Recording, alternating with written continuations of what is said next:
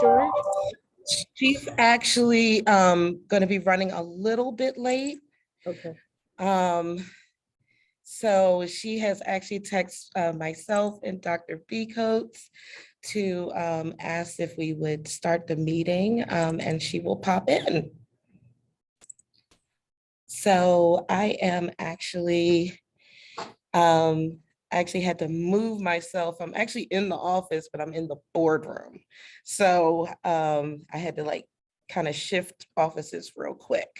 So give me a quick second. I have the PowerPoint up. I see Miss Germana is here.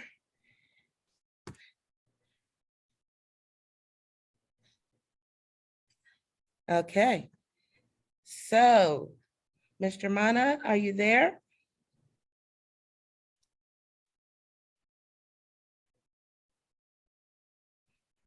Yes, I'm here multitasking. Okay, all righty, great. Okay, so I know everybody's kind of doing double duty right now. So what I'll do is I will start our meeting and welcome everyone. Thank you so much for coming and taking the time to share with us today. We will be discussing, and I'll go into slideshow mode here. Can everybody see my screen okay? Okay, great. All righty. So welcome again. So I will be serving in that capacity of welcoming everyone in the place of Ms. Joy Hopkins, who is running a little late today. So today we'll be going over policy 103.1, non-discrimination of qualified students with disabilities. And so Ms. Tyra Brown gives leadership over this department, along with Ms. Gina Germana, who is here with us today. Both of my colleagues have been poring over this policy and its companion procedures, and we would like to present some changes and some thoughts about the policies with you today. Along with that, we wanted to engage as a follow-up to our board business meeting about our district's policies around student dress code at the, student uniform policies at the elementary and middle schools and the dress code at the high school. So with that, I will go into our purpose, which I always try to ground us in why we do this. Excuse me, Ms. Stewart. I'm sorry, yes. Before you start, can you please have WPSD Zoom move Ms. Brown from attendees to panelists? Oh, yes, please. Thank you. Josh, were you able to hear that? Yes, indeed. I'm not sure what the issue was, but she's been invited over. Awesome, great. I'm glad. All righty, perfect. She just moved. We should be all set. All right. Hi, Ms. Brown. We just got started. Welcome. Good evening. So again, I just ground each one of our meetings in our purpose to align our policies to our district needs and to create joint understanding of the intent and purpose of the policies and to support our district's effort to achieve the goals in Focus Forward 2025 strategic plan. So with that, I am happily going to turn this over to my colleagues, Ms. Brown and Ms. Germana. I'll open up the policy and navigate as you guide me. So Ms. Brown, would you like me to start? Okay, Sure. so there aren't very many changes to the policy. Would you like to scroll down, Ms. Seward? Yes, of course.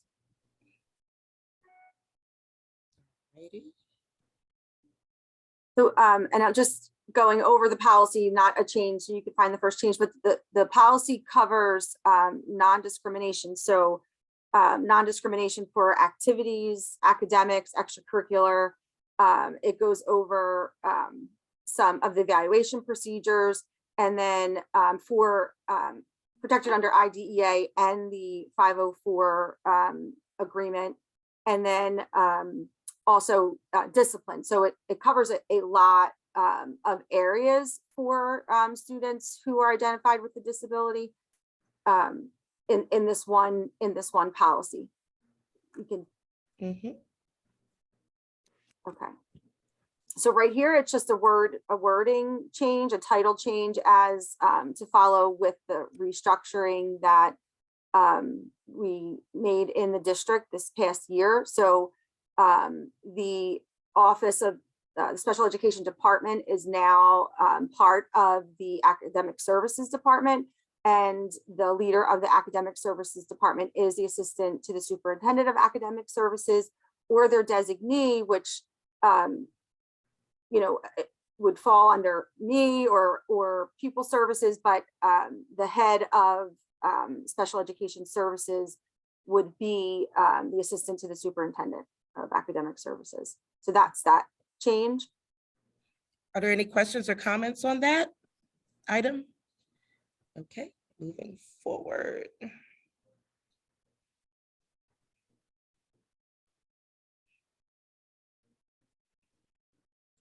Oh, service agreement. So I see that there's a comment where service agreement was. So one of the suggestions I had was, I noticed there was a form for service agreement, and please correct me if I'm wrong.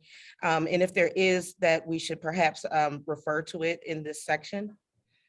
So when I read this, just talking amongst ourselves, when I read this, there are two different agreements that we're referring to here. So I looked at your comment and I'm like, how do we capture IDEA's agreement, which is the IEP, and the 504, section 504 of the Rehabilitation Act, ADA, which is the 504 service agreement. So I think the term service agreement covers both of those.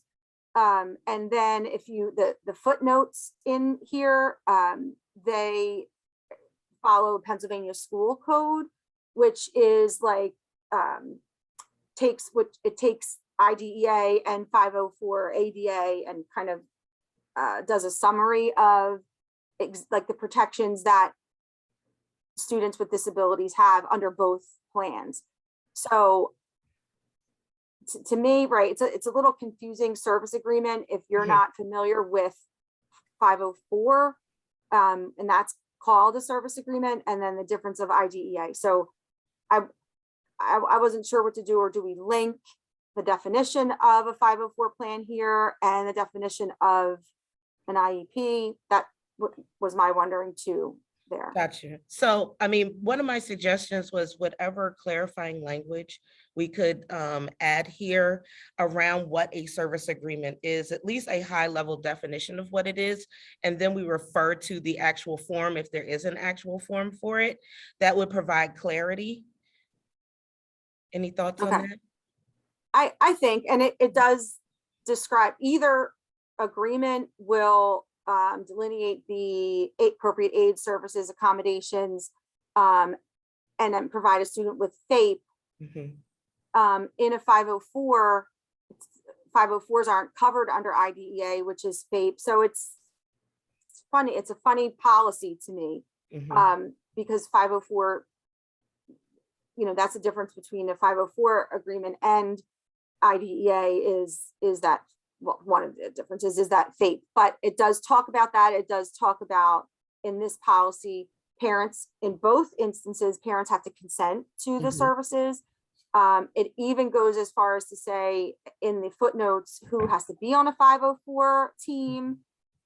So, you know, once you start clicking around in the policy, you get into those procedural type things as well.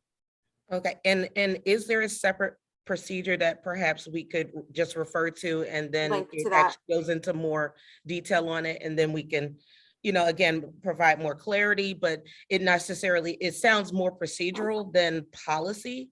And so Right. we just refer to it in the actual document itself. Correct. So I'll just, actually, I'll just edit my note here to say that we'll provide a little bit more clarity. Provide clarity. Oh, I'm sorry. Provide clarity about what a service agreement is, and refer. under both regulations. Yep, refer to any forms or procedures for both. You said 504 and IEP? 504 and IDEA. IDEA. All right. Great. I love it. Oh, save. So is there any other feedback on that point? No? Just thank you for the clarity. Mhm. That's good. Yeah, we want to make sure that we're being clear and transparent as possible. Yeah, I appreciate the conversation. If there are any more comments, I'll keep going. Alrighty. This is that part where you spoke about the extracurricular activities and providing access and accommodation. Parental involvement, confidentiality, discipline, incident, and That that's discipline section Mhm. right above. So there was a comment there that asked whether we needed this because of course we're going to follow local, state and federal regulations. After our principals meeting today and listening to our council talk about Pennsylvania school code discipline policies, how that's the first layer. And then the extra protections of IDEA and any protections under the ADA would be on top of that.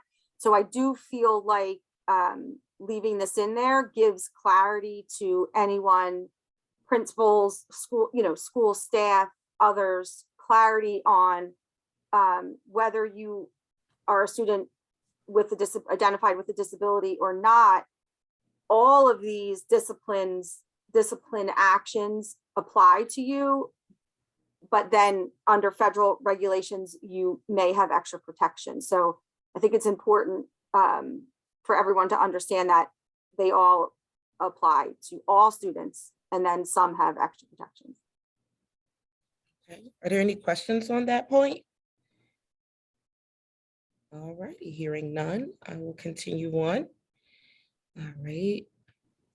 So, let's see. Oh, procedural safeguards. I think you were just referring to some of these. Okay. And I don't think that there's any, oh, there is a change here. So there's a suggestion to strike this language. So what Dr. Lewis is referring to here is our attempt to, well, and we can see it, look for places where this is more procedural rather than a policy. So in this, it's telling us what the state would do, like the procedure of the state, which I don't think we need in our policy. Okay. And then the footnote here in this paragraph that we would be deleting is already, it's referenced above and below in following paragraph. So we're not losing that footnote either. So that was that suggestion. And I agree that it's not, our policy would be maybe to refer to the state, that's our policy. And then whatever the state does, that's their procedure. All right. Does anybody need any clarity or have any questions around that point?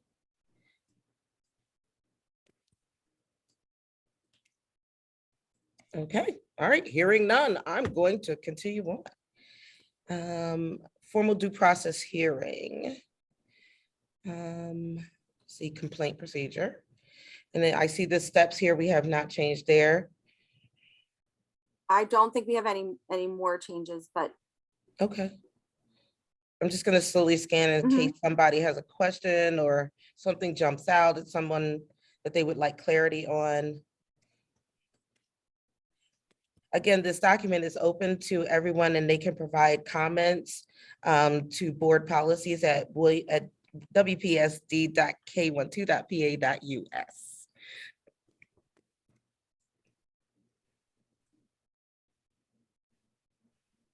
All righty. It's a long policy. So, but these are, I do want to note that these are similar actions that are in our other policies around complaint procedures that speak to investigation, as well as, guidance around how we conduct the investigation, and if there is an appeal procedure, which there is here, what that entails. So if there are any questions on this item, if not, I will go back to our lovely PowerPoint. All righty. So I'm back to our PowerPoint. Now, these companion documents, they are labeled as attachments to our policy. And the reason they are labeled such is because they are forms that are actively used currently in the district. Please, Mr. Mana, stop me if I'm stating that incorrectly. You're correct. Okay, so this is a form that actually should be familiar to a lot of our board members who have joined us in the past, because this is the same complaint and harassment and discrimination complaint form that we have reviewed before. So we try to be consistent with our forms. So in addition to that, there's that safeguards notification, that procedural safeguards notification. There are no changes in this document, but is there anything you'd like to highlight in it, or does anybody have any particular questions about it? Ms. Seward? Yes, ma'am. I just wondered, and this is a really small thing, if these forms were meant to be filled out by hand, the lines are really small, right? Tight to each other. We call that leading. And it just may make it difficult for folks. So maybe if just on the forms, if we opened up the lines a little bit, Harassment form. yeah, just to make it easier for people to make it legible, right? They're really tight. Yeah, that's a reasonable request. Or, you know me, I love innovation. Perhaps we do a Google form and a paper form for those who are not as, technologically savvy, but we make other options available to people. Since we do have folks that are technologically savvy and would like to fill out a form online. Yeah, as long as that doesn't mess with HIPAA stuff. Clearly, yep. I agree wholeheartedly. I'd rather open up access rather than reduce. So I'm going to make a note, open up the lines to increase ease of writing in the form. Okay. Thank you. Yeah, no problem. Comments. Okay. Got that. Okie dokie. And I will go to also this notice of district intention, evaluation and provision of services for qualified students with disabilities. And when is this form used?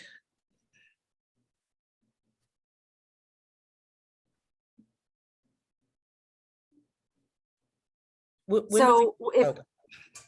I wasn't sure if you heard me. yes, so this form is used, but we actually use what comes out of Power School now, or our special education information system. So it's the same type of form. So if the district is conducting an evaluation and we find a student is eligible, then those forms are generated. This is like the service agreement they're referring to here is more of a 504, and now 504 is also in our special education system. So those are automatically generated, but this is what those forms would say. So what tests are going to be used to evaluate the student, why the student the district feels like we should evaluate the student, things like that. So that's when these forms would go out. I'll scroll by it. Oops, sorry. I'll scroll through it so that people can get a sense of the questions and the sections in it. Just in case anyone has any questions or issues or modifications, if we think there's an area, an opportunity for clarity.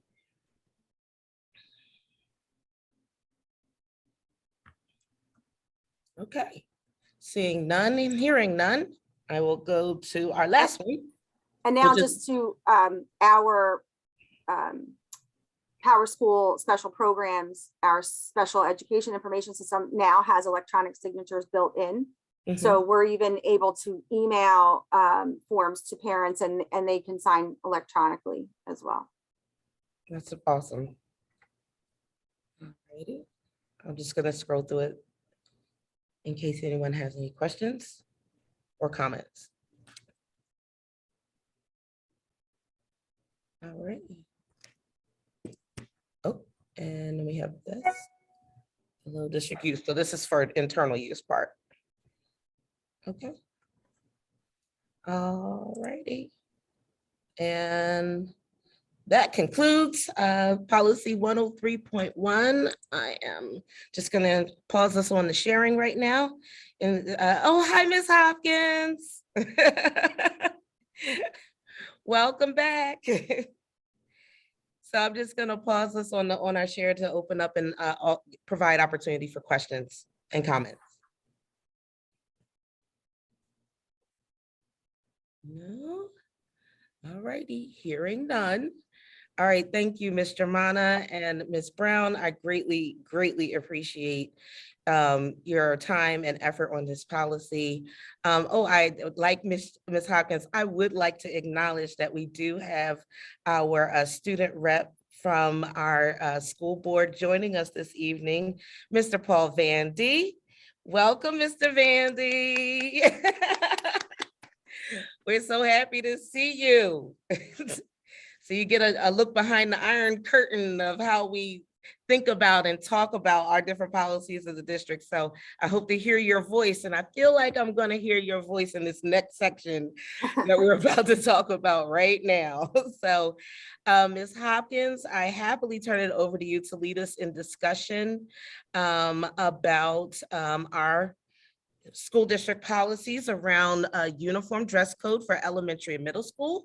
And I'm sorry, I keep saying dress code and I apologize. For elementary and middle, it is a uniform dress code. And for the high school, it is just a dress code. So I turn it over to you, ma'am. Good evening, everyone, and I apologize for my tardiness. Most of you know I've started a new job, and so I was a little detained this evening at that job. But thank you for your patience with me. I appreciate it. And again, Mr. Vandy, I appreciate you coming. Love that you're here. Thank you. So at our last board meeting, it was a question that was brought up regarding uniform at the elementary school level. If my memory serves me correctly, and if someone could please correct me if I am wrong, the parent mentioned that they felt that we should not have to continue with the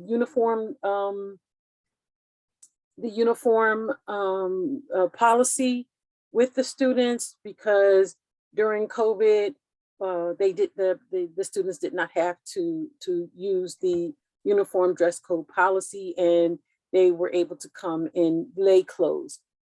So I just wanted to open this up as a discussion, as promised, that we would discuss during our policy meeting.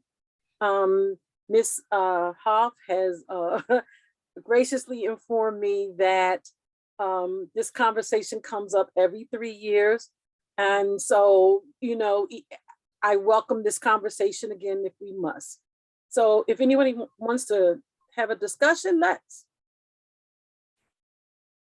I would also add, I think I recall that parent referring to a financial burden as it related to the uniform. So I just thought I would add that piece. Thank you, I appreciate that. And I think I saw Ms. Hoff's hand. I'm interested to hear if Mr. Vandy has an opinion he'd like to state, and then I could state mine, but I wanted to defer to his voice if he had a thought about this. Sure. So for now, are we just talking about the when it comes to elementary schools, are we talking about like all schools? That's like all schools in a sense. That was elementary. Elementary. All right. And we're talking So- about uniforms for elementary and not having uniforms for that level. Okay. So I guess the way I'll look at it is, I think I do agree with the point that the lady brought up, the one brought up when we had the board meeting, where it can be a financial burden. Because I know for a lot of reasons, like people say that we want uniforms in our schools because it can have an easy way for students to have something to wear to go to school every day, which I can kind of see that. But at the same time, it's added cost that you had to add on to like the regular clothes the child would wear. So instead of a parent maybe just going like out one time, buying the clothes this child wear at home anyways, and then they can also just wear that to go to school, they had to go buy the clothes this child wear at home or may go out, or they'll wear in their regular life. And then on top of that, they want to buy like a set of clothes they wear for school. So I think at least in a lot of cases, instead of it being a less of a cost for parents or for families, it can kind of add up for them. So it can be like, well, I had to worry about getting my regular clothes, and of course, my child can't wear that clothes, so I had to like add on these uniform pants or uniform shirts, and then so that can maybe be an issue for a lot of families. Thank you, Mr. Vandy. Ms. Hop, you want to? Yeah, because we don't, well, I understand some of the financial impact. I also think that this question is really, I'm interested, and it doesn't have to be tonight, to hear Dr. Becoats and the administration's thoughts on this, because I think it does affect education. I think that a uniform came into effect sometime in my young folks' tenure at the district. And I think it did, you know how like sometimes you go to a job and you wear a uniform, and that sort of gets you ready for that job. I think it does have educational impact, and I sort of think it levels the playing field as far as potential, fanciness that could separate young folks. But I'm most interested in the perceived or real educational impact, and what Dr. Becoats and his team, I'd like to also hear from the principals, what they think, how this would play out in their schools.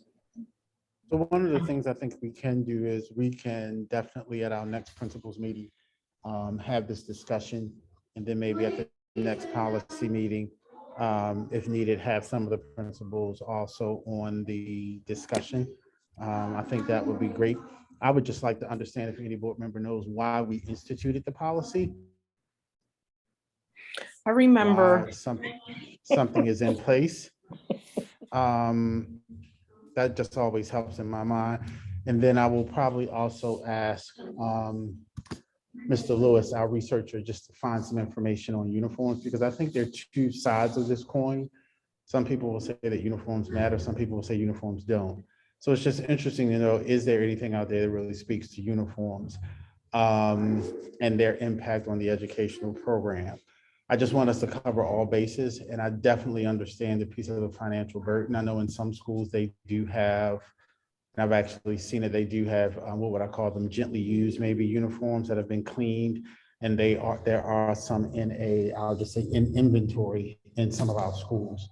Not saying that it's the ideal situation, but I do know that some schools have ways to assist students. In a former district I worked in, we did not let uniforms hinder a student's ability to be in school and to get educated.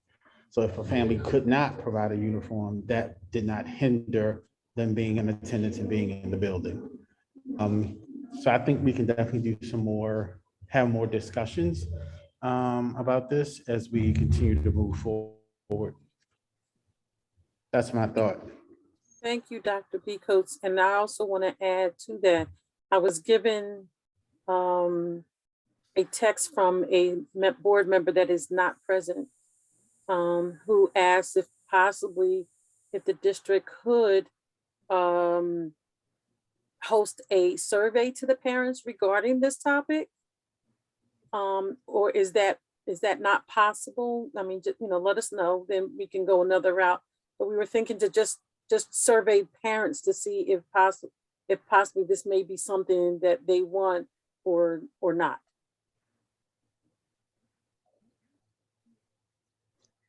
Let me just process that. Okay. And I say that because is the board going to be willing to do what comes back from the survey?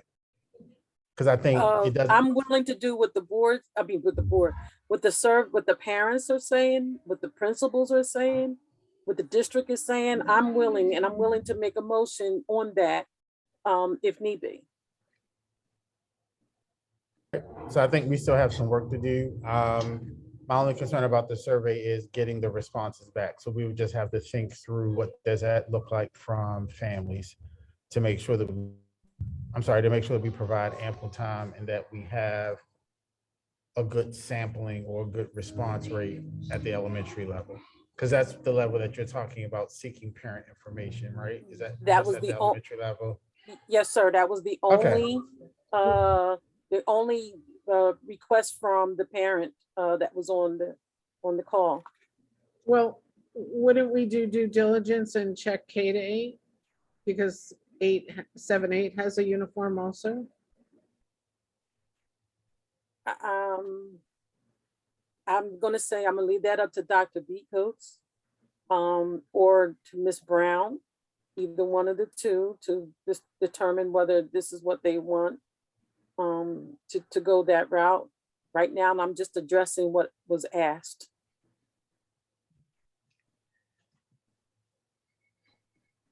It's been noted. Thanks. Sorry, everyone. I just wanted to not be rude. I do need to check off, but good discussion. Thank you. Okay. Thank you for coming. Any other discussion, anyone? Yes. And I'll I Who was stop to Jess? share. I was just gonna stop to share to ease the discussion. Oh, okay. Hi, Ms. Richardson. Hi. I just wanted to say I thank Mr. Vandy because that was one of my questions was the student representative should have some say, but I'm thinking high school. This is not high school. So, but thank you for his comments. And just like he said, it's twofold. Like some parents would say, I have to buy clothes for school and clothes for every day, or the weekend. But I think, as Ms. Hoff said, this conversation comes up practically every year. What are we going to do with school uniform?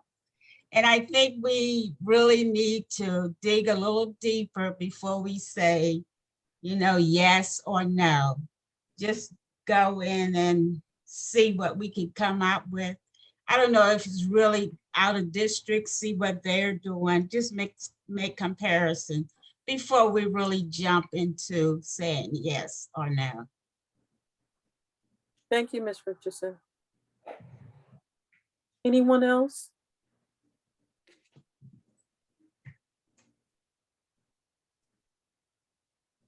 I got a quick question. So does special ed student, no matter what level they are, do they too have to wear uniforms?